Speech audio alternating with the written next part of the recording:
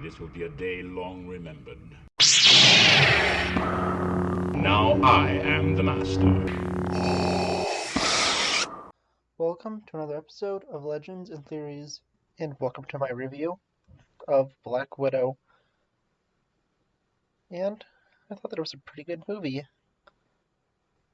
It wasn't great. I think there definitely was flaws, but I don't think it was bad. Also, there's a spoiler warning here, so if you haven't seen it, don't watch this. And I'm going to give, at least all my videos, no comments without a spoiler warning until next Monday. Since I like giving people, basically a week and a half to see it.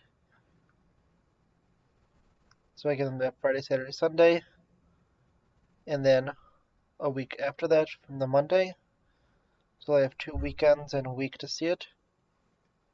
And I think that does sound fair. And that's how it will really go for my channel. And this is the first big movie I'm reviewing, I just want to put out my rule for that here. And let's really just go into the movie. Well, I think, right off the start, one of the flaws were the opening was a little too long.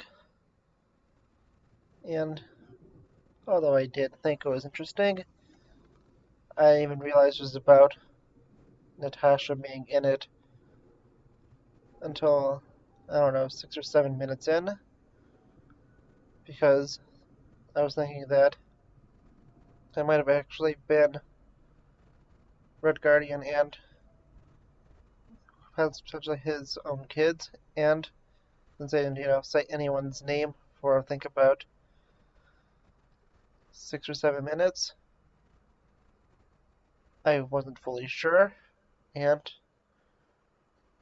going in, I honestly thought that both, young Natasha and Yelena are going to be put into the present day and be Red Guardian's actual kids. So I was a little confused by that. But I was able to figure it out once they started to, explain a little more. And although that took a while to, start up, I think it got pretty good after that. Yeah, to say good, I don't think it was great. I think it was good. I definitely see there were flaws.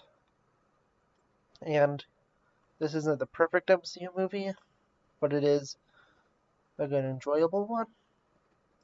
And personally, it was made just that much better by going to a movie theater and just really having a great experience in the theater, where once the Marvel logo began, everyone was, applauding and cheering because Marvel was finally back after, I think, nearly 2 years since, Spider-Man was, I think, in July.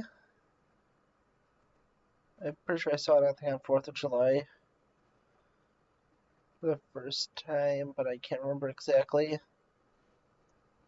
But it's been about 2 years since the last MCU movie, which was Far From Home. And after finally being back, it just, felt good to be there, even though we had the other shows on Disney Plus, which is really different. And I love just hearing, everyone clapping. And both, well, after the movie ended, and after the first post-credit scene, which happened almost, immediately after. It was kind of like faded to black and went to that. Yeah, that was, applause after.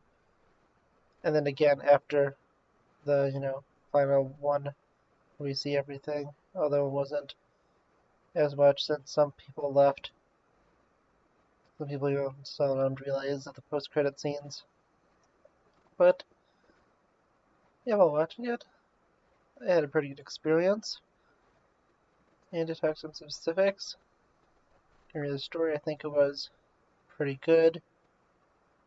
Although, the gas stuff felt, maybe a little weird.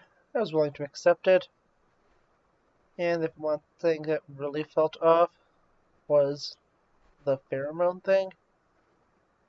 Honestly, I think it would have been a little more interesting than what I was thinking initially was, instead of being pheromones, which I felt very poison ivy. I think the more interesting way to do it could have been that she still had a part of, control in her, and part of the brainwashing program they had was to make her incapable of hurting Dreykov.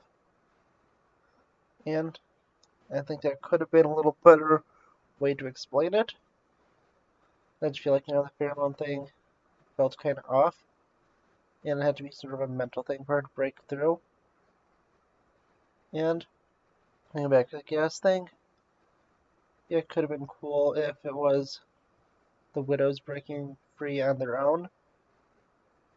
But I'm guessing, that's the reason they had the gas. And I also liked another plot hole that was kind of, covered up that, most of the other movies didn't have. And that was, why couldn't they go to other Avengers for help? And that simply is because at this moment, Civil War technically hasn't ended yet. Of course, Zemo's been taken down. Most likely. I think, yeah, I don't remember if we've seen Black Widow after the scene with Tony. I'm pretty sure we don't. But I'm guessing that it takes place, maybe during the final stretch of Civil War. It might still be going on. It definitely takes place after, the airport battle, and Tony Stark might be on his way to, go confront Zemo. And maybe he's already confronted him. Maybe Zemo's already in prison. I'm not, 100% sure. It's, more of a guess on my part. And really, I'm just, giving my best guess here. Can't be 100% sure, but I'm pretty sure. So, really thinking of it, I really want to see where, everything goes and watching it. And I would kind of like, maybe a little bit of a clarification of timeline. But, that's fine. And we know that the Avengers are still in prison. Since, both Ross says it at the beginning and in the closing scene. They basically say, they're in prison still and I'm going to go break them out. So it seems like she's going to meet up with Steve, and then they're going to go to do the breakout, which we saw at the end of Civil War. And really, I'm excited. I really enjoyed the movie, and those little tie-ins were good to, give us, an approximate timeline. And this basically takes place either during the events or in between, two scenes in Civil War, which, of course, there was an implied time jump. We know that, Tony's stank didn't happen yet. And, I mean, that's interesting. But going back to the movie, I think, the characters were actually all done pretty well. I think, the least developed one was the mother. I can't think of her name right now. It's a Russian name, I can't remember it. But I know she was supposed to be the villain Iron Maiden in comics.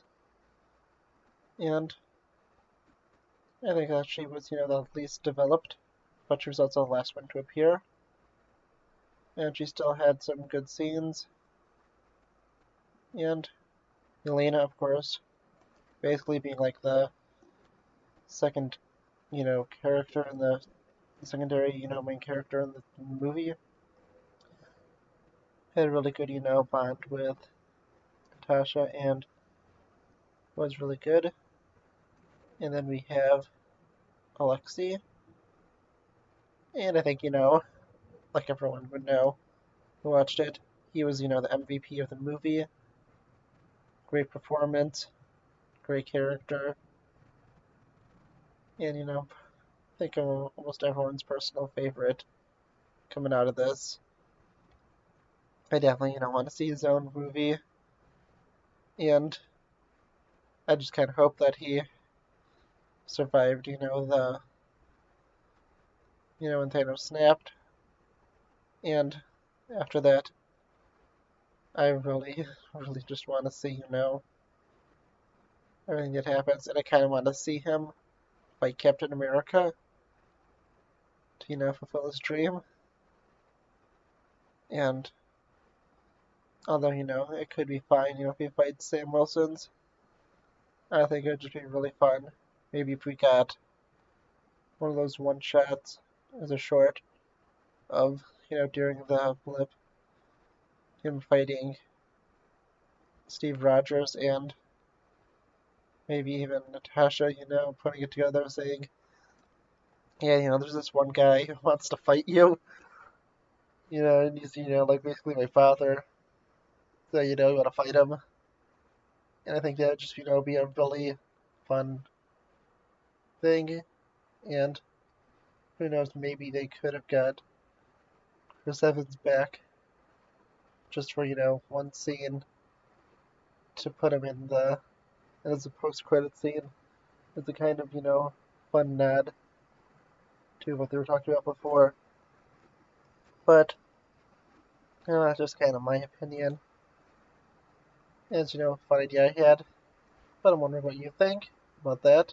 And, sorry, I just, my Premiere Pro just crashed. I'm glad that recording, stayed in. I was able to catch it in time and save and close the program. Okay, I just, had a bad internet connection and don't know what that had to do with this since it doesn't, require internet to be working on this. And that was annoying. Okay, let's go back to it. Let me try to figure out where I was. So I was talking about, Red Guardian versus Captain America and the characters. So, going back in. Yeah, I think, Red Guardian was, probably the best one out of it. And, the actor's pretty good. He was from Stranger Things, if you didn't know. And it's pretty funny that he was, in a Russian prison, just like Hopper is. But let's try, go back in with this again. And I think, the prison break was pretty good and, done well with him. But the only thing that, when you think of it is, they just went and basically murdered everyone in that prison and kind of, just lapped it off. They probably, buried them alive and eventually they were gonna probably all, starve to death. Like maybe go all cannibal and everything.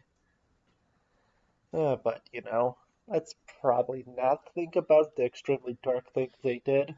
Just some of the times, when something, looks cool and you don't really think of the consequences of your actions.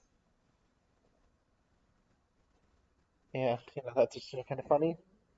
And with that, I was kind of wondering if it was him in prison from, the government in the US or the Russians. and it seemed that it was, the Russians, after. I was, kind of felt like it could be either way until they confirmed it.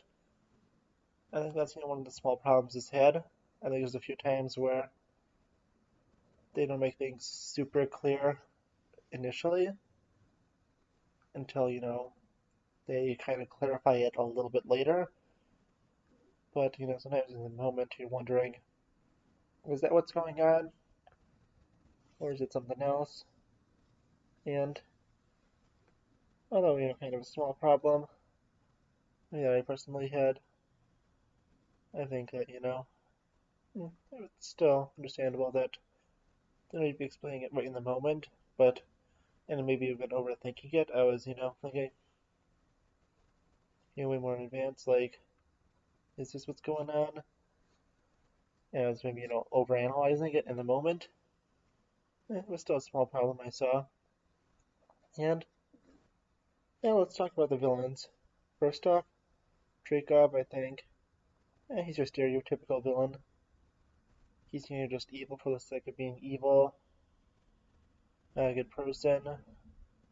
Evil motivations and everything. And I think, he's pretty average for a villain. He isn't, a Loki, Thanos, Killmonger, Vulture, or Mysterio, or anyone like that. But he's also, not the Mandarin, Aldrich Killian, Malekith, and probably some other villains that I'm forgetting right now. I think, he's probably, on about an average.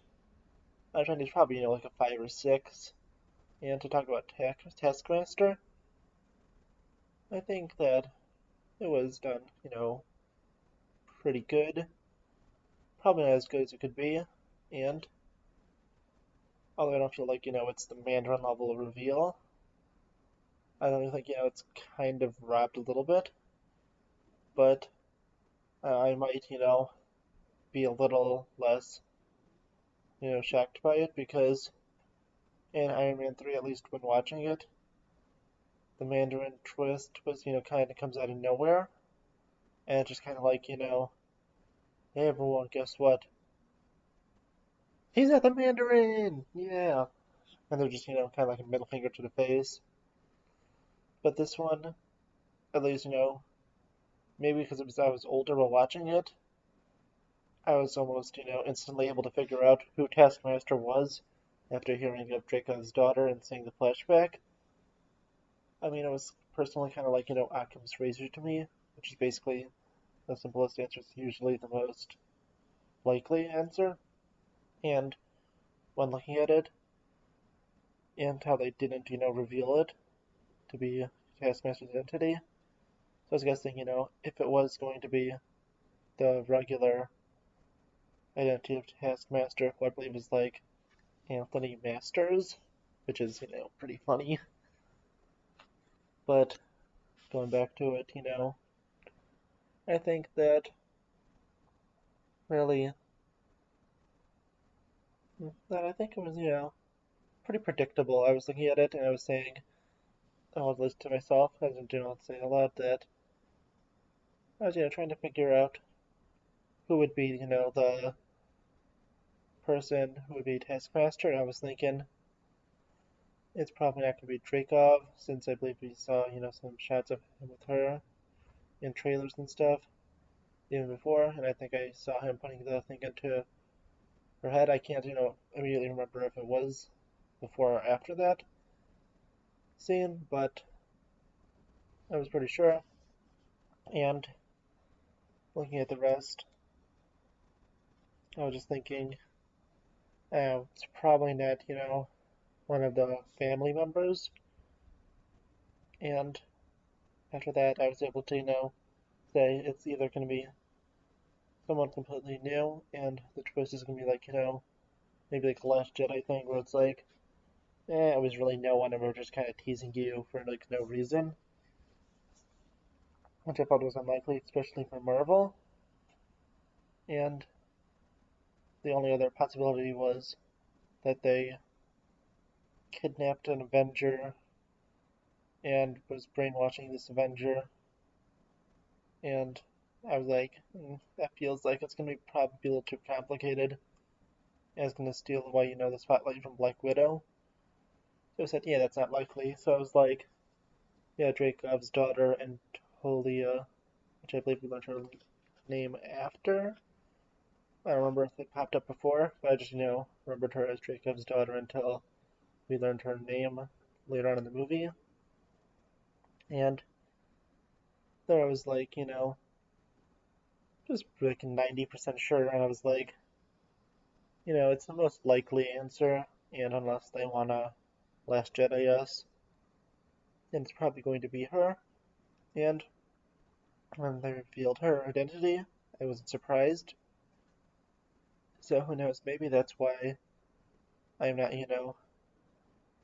maybe if I wasn't, seeing it coming, I might have been a little more, offended by it and think like, oh, that was a twist that they shouldn't have done. But I believe I saw it coming, so I was understanding of it, and I kind of knew what was going to happen. And, also a few moments in it, which I felt, felt a little odd in the moment, and it was, kind of like, fixed up later.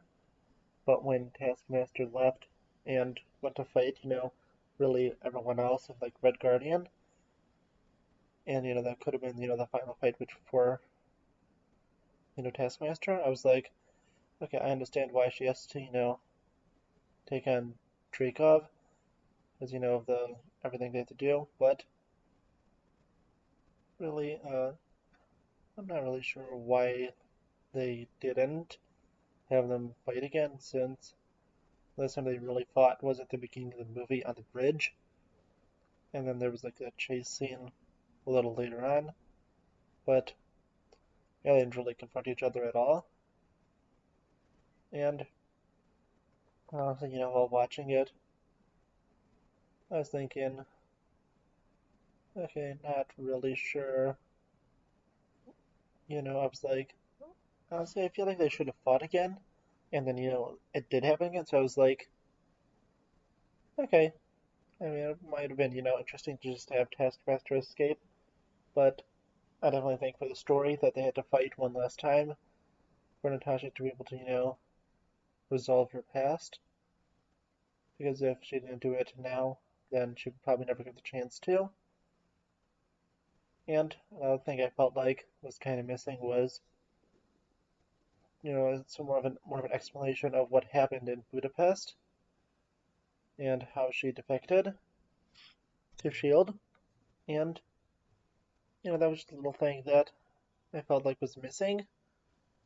I felt like you saw basically the highlight of it, of her believing she killed Dracov's daughter at the time, but it was changed later. I'm just gonna refer to her as Dracov's daughter since that's how she was referred to in a bunch of the movie. Yeah, I do know her name, Anatolia. Honestly, I keep going back to Dracov's daughter in my head since that's what they kept saying it for most of the movie. And really, I think it was, pretty interesting to watch. I was, intrigued to see where it was continuing to. And although I do know who it was, it was pretty easy to figure out. Still think, having the mystery for other people was good. And really, I think maybe it would have been a little better if they did the, main villain as, regular comic version. I also think that, the programming in the head isn't as good as it being, a natural ability.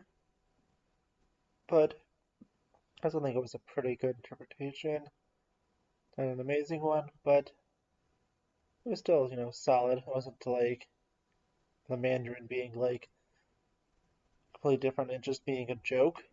At least, especially for the first half of the movie, Taskmaster was intimidating, a threat, and although it was kind of a knockoff of, Winter Soldier, kind of, a repeat of that, I still think it was done pretty good. And I'm back to the flashback stuff I was talking about a minute ago, which I kind of, went away from for a minute.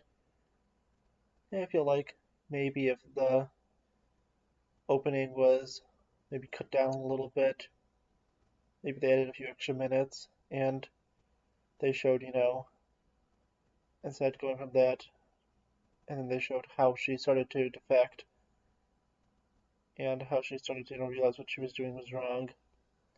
Maybe had Hawkeye in there for a few minutes to help her, help her out and get her out of the Red Room and everything. And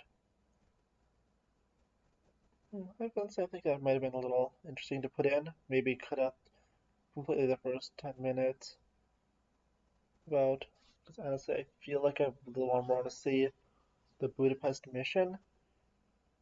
And maybe we get another Black Widow movie explaining how she left the Red Room. But honestly, I feel like it's really unlikely.